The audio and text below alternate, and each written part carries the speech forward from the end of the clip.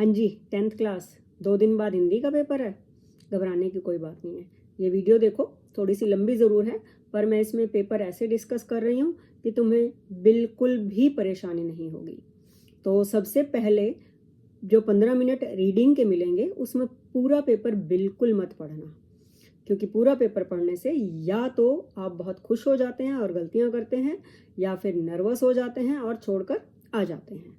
उन 15 मिनट में आपने क्या करना है, जो पहले 2 अनसीन पैसेज हैं उनको अच्छे से बार बार पढ़ना है और उनके उत्तर तलाश लेने हैं।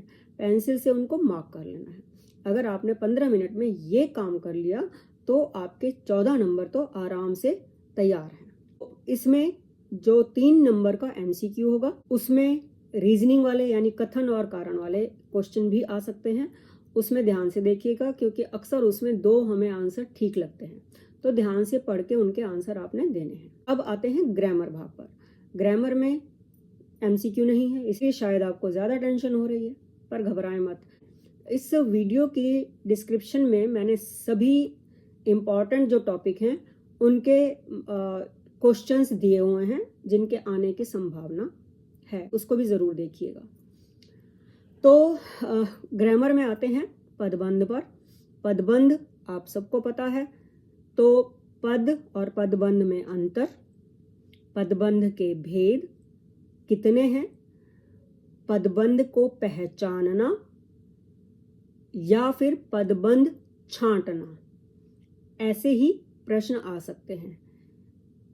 अगर छांटने के लिए आए तो ध्यान रखना है, एक ही वाक्य में 2 या 2 से ज़्यादा पदबंध भी हो सकते हैं, तो आपको बहुत ही केयरफुली इसको छांटना है और उनका भेद भी बताना है। कारण भी पूछा जा सकता है कि संज्ञा पदबंध पहचान कर इसका कारण स्पष्ट कीजिए। तो आपने जब संज्ञा पदबंध पहचान लिया तो कारण बताते हुए लिखना है कि यहाँ पर ये जो पदबंध है ये संज्ञा का कार्य कर रहा है, इसलिए ये संज्ञा पदबंध है। पदबंध के बाद आते हैं समास पर। समास में भी समास की परिभाषा, उनके भेद, सभी समासों की पहचान, जैसे पहला पद अव्यय किस समास में होता है, या फिर किस समास में अन्य पद प्रधान होता है, ऐसे ही प्रश्न आ सकते हैं। फिर से डिस्क्रिप्शन में देखें समास से संबंधित सारे प्रश्न। तो आपको 5 प्रश्न में से 4 प्रश्न करने होते हैं। आप पहले वही 4 प्रश्न करें जो आपको अच्छे से आते हैं। कोशिश करें 4 ही प्रश्नों के उत्तर दें। समास के बाद आते हैं वाक्यों पर। रचना के आधार पर वाक्य के भेद, कितने भेद हैं, उनके नाम, उनकी पहचान, उनका रूपांतरण, आश्रित वाक्य, उपवाक्य कितने हैं, उनको पहचानना और छांटना, जैसे प्रश्न इसमें आ सकते हैं। फिर से डिस्क्रिप्शन में जाएं और देखें इससे जुड़े हुए सभी प्रश्न। चौथा जो व्याकरण का विषय है वो है मुहावरे। अब मुहावरे अक्सर आपकी पाठ्य पुस्तक में से ही आते हैं, लेकिन वाक्यों को अक्सर बदल दिया जाता है। आप उस वाक्य को अच्छे से पढ़ें और देखें कि उसमें कौन सा मुहावरा आ सकता है। एक वाक्य में 1 से अधिक मुहावरे भी आ सकते हैं, तो मुहावरों में भी मुहावरे का उचित अर्थ लिखना, उससे वाक्य बनाना, रिक्त स्थान में मुहावरा भरना, या फिर मुहावरों का और उसके अर्थ का मिलान करना, या फिर अर्थ देकर उससे संबंधित मुहावरा पूछना, जैसे प्रश्न आपके आ सकते हैं। डिस्क्रिप्शन में आप इससे जुड़े हुए सभी प्रश्न देख सकते हैं। इसके बाद आते हैं पाठ्य पुस्तकों पर। आपकी 2 दिन की छुट्टी है, इसमें अगर हो सके तो एक बार सभी पाठों को अच्छे से रीड कर लें, पढ़ लें एक बार, ताकि आप प्रश्नों के उत्तर दे सकें। ये ज़रूरी नहीं है कि पाठ्य पुस्तक के पीछे जो प्रश्न उत्तर दिए होते हैं वही आएंगे। आपकी ज्ञान, आपकी समझ के आधार पर भी प्रश्नों के उत्तर पूछे जा सकते हैं। अंक 2 हैं। अब तक 3-3 अंकों के प्रश्न आते थे, इस बार सभी प्रश्न 2 अंकों के हैं। तो पाठ्य पुस्तक के गद्य भाग में से और पद्य भाग में से वैकल्पिक 5-5 प्रश्न आएंगे, यानी 10 प्रश्न आपके ये हो गए। लेकिन यहाँ पर भी आपने ध्यान देना है, क्योंकि पिछली बार हमने अर्धवार्षिक परीक्षा में देखा कि बच्चे MCQ में ही अधिकतर नंबर कटवा रहे थे। तो सोच समझकर उत्तर देने हैं। जो 2 अंकों वाले 3 प्रश्न आएंगे आपके गद्य भाग में से और 2 अंकों वाले 3 प्रश्न आएंगे पद्य भाग में से। अंक के अनुसार आपको 4 से 5 लाइनों का उत्तर देना है।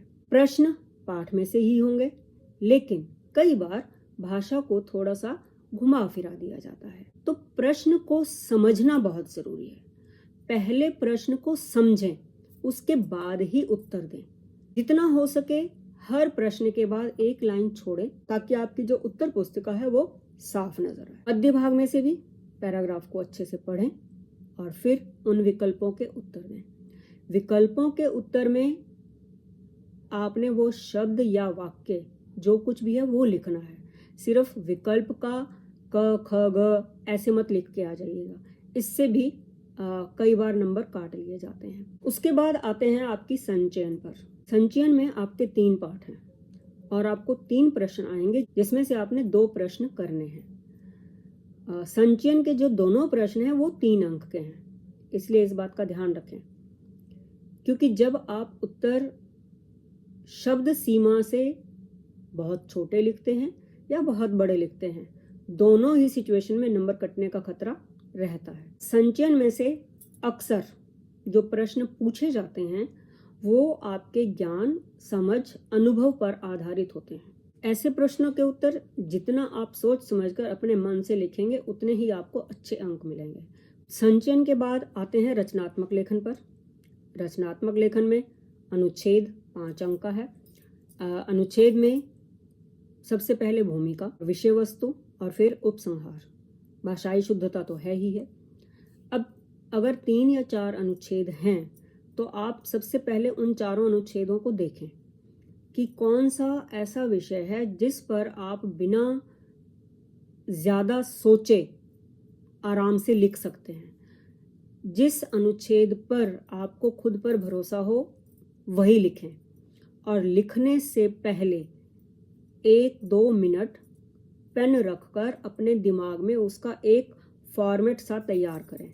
सोचें कि आपने कैसे शुरू करना है और कैसे अंत करना है। अगेन, अनुच्छेद एक ही होना चाहिए, पैराग्राफ एक ही होना चाहिए।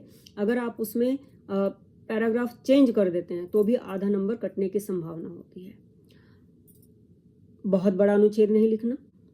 तो अनुच्छेद में कहानी भी नहीं लिखनी है। कई बच्चे अनुच्छेद में दोहे लिख देते हैं, हालांकि अब उनकी भी ज़रूरत नहीं है, लेकिन फिर भी अगर आपको लगता है कि आपके किसी दोहे को लिखने से आपका अनुच्छेद और अधिक अच्छा लगेगा, प्रभावशाली लगेगा, तो आप अनुच्छेद के बीच में दोहा लिख सकते हैं, लेकिन पैराग्राफ फिर भी आपने नया नहीं बनाना, चेंज नहीं करना है। तो ध्यान से अनुच्छेद लिखना है। फिर आप आएंगे पत्र पर। पत्र आपको औपचारिक आ रहे हैं, इसलिए घबराने की ज़रूरत तो है नहीं कि पत्र का फॉर्मेट कैसा है। पत्र का फॉर्मेट एक ही है जो आप पूरा साल करते रहे हैं। 2 पत्र होंगे, दोनों में से जो पत्र आपको अधिक सुविधाजनक लगे, फेमिलियर लगे कि हाँ आपने पहले भी किया हुआ है या इस विषय पर आप लिख सकते हैं, उसी को करें। फिर आता है विज्ञापन। विज्ञापन में अक्सर बच्चे कलर्स यूज़ करते हैं। कलर्स यूज़ करने से विज्ञापन अट्रैक्टिव लगता है, इसमें कोई शक नहीं है, लेकिन अगर आपके पास समय की कमी है तो आप पेन और पेंसिल यूज़ करके भी एक अच्छा सा विज्ञापन तैयार कर सकते हैं। विज्ञापन में शब्द सीमा का भी ध्यान रखें, बहुत अधिक शब्द ना लिखें और एक बॉक्स आउटलाइन ज़रूर बनाएं। तो विज्ञापन की एक टैगलाइन अक्सर होती है, होनी चाहिए। अगर आपके दिमाग में आए तो आप ज़रूर लिखें। विज्ञापन के बाद आपका है सूचना लेखन। सूचना का फॉर्मेट भी आपको अच्छे से आता है, तो ध्यान रखें सूचना में जितनी भी जानकारी ज़रूरी हो वो आपने अवश्य देनी है। उसके बाद आपका आता है ईमेल और लघु कथा। इसमें से मेरा व्यक्तिगत सुझाव ये है कि आप ईमेल ही लिखें, क्योंकि ईमेल एक पत्र ही है जो कि कंप्यूटर पर लिखा जाता है। तो पत्र लिखना आपको आता है, जबकि कहानी लिखने में आपको सोचना पड़ता है, कितने पात्र होंगे, क्या कथानक होगा, कैसे घटनाओं को जोड़ना है, तो उसमें समय भी अधिक लगता है और मेहनत भी अधिक लगती है। जबकि ईमेल में अक्सर आपको टॉपिक दिया होता है, आपको उसी टॉपिक पर पत्र लिखना होता है। तो बस इन छोटी छोटी बातों का ध्यान रखें। 80 में से 70 से ऊपर नंबर तो आराम से आ ही जाएंगे। ठीक है, पेपर साफ सुथरा लिखें, कटिंग कम से कम करें और छोड़ना कुछ भी नहीं है, कुछ भी छोड़ के नहीं आना है। जैसा भी आता है, जो भी आता है, लिख कर ज़रूर आना है। ठीक है, तो ऑल द बेस्ट।